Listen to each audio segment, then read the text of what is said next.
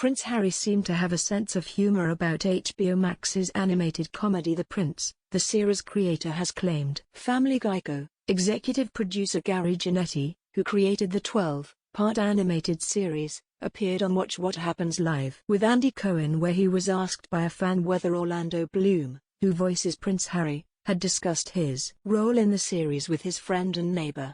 "I don't know if Harry has said anything to Orlando about it, but I know before the show premiered, he was aware that Orlando was doing it," Janetti said.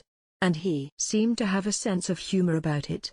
The show has sparked a backlash over its decision to mock George, 8, and his siblings Charlotte, 5, and Louis, 3, as well as its depiction of the late Duke of Edinburgh. The controversial series, which focuses in a fictional version of Prince George as a child tyrant with expensive taste, a withering sense of humor and a dim view of his family, also shows Prince Harry as an inattentive father who has to work at a coffee shop to pay the bills after his TV projects fail.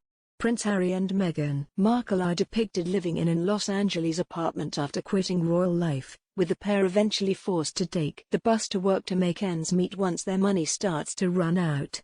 Harry, who is voiced by his friend and Montecito neighbor Orlando Bloom, arrives at the coffee shop and asks how to make a cup of tea. In a separate episode, he hands over a gold ring in a supermarket because he doesn't understand how to pay. The Lord of the Rings actor's portrayal of the Duke of Sussex came just months after the royal told Dax Shepard's Armchair Expert show that had struck up a bond with his new neighbors Orlando, 44, and singer Katy Perry, 36, who lived just down the road from the couple's £11 million mansion in Montecito, California. The Hollywood actor revealed how the Lord of the Rings star tipped him off about a photographer and that the pair keep in touch over text. In the satire, Prince Harry is shown coming to terms with his post-royal life as he and Meghan arrive in an LA apartment. Looking around, he says to his wife, "This might be the smallest palace I have ever been in." Meghan corrects him, "Well, it's an apartment," to which Harry replies, "Yes, an apartment palace, I know that. Lots of tiny palaces inside one big palace."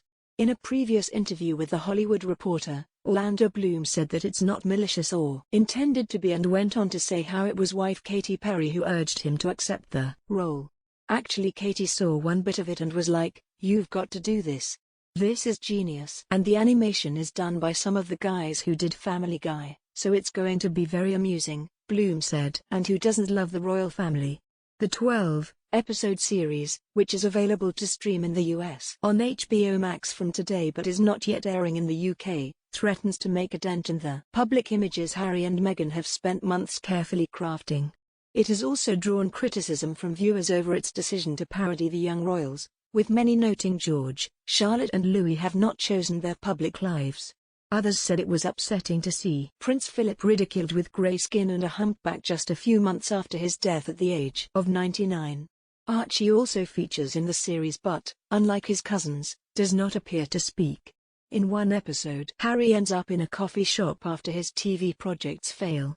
The storyline is a nod to real life as the Duke and Duchess of Sussex have secured a $140 million Netflix, £100 million deal.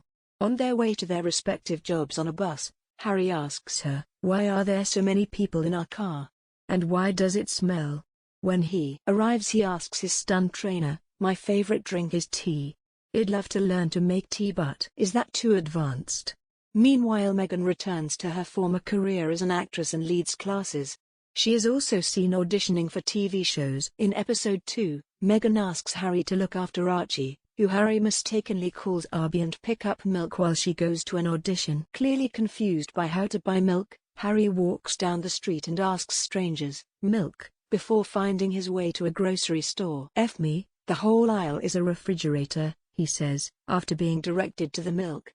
He hands over a gold ring to the member of staff who helped him and says, "For your kindness." He proudly presents the milk to Meghan, saying, "You don't need to work anymore because I've found this. Game on, America."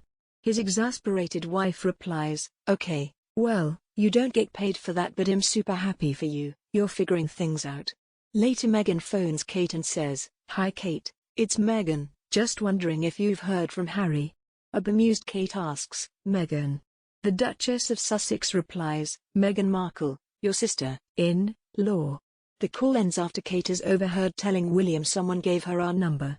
The Prince has drawn criticism from viewers over its decision to parody the young royals, with many noting George, Charlotte and Louis have not chosen their public lives. Others said it was upsetting to see Prince Philip ridiculed just a few months after his death at the age of 99. The Duke of Edinburgh, voiced by Downton Abbey's Dan Stevens, is portrayed as drooling and vacant, and at one point collapses onto the floor while the family continues to talk around him.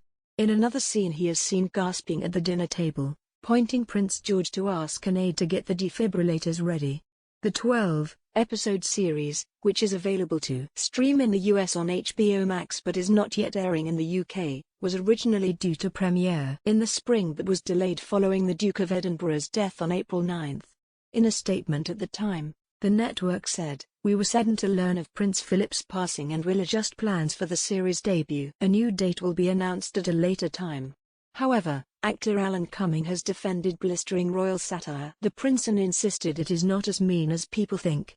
Cumming, 56, who voices Owen, Prince George's butler, told the Daily Telegraph the program is actually quite tender and urged people to watch it before judging. Asked if the royal family would find it funny, he said, "I don't know.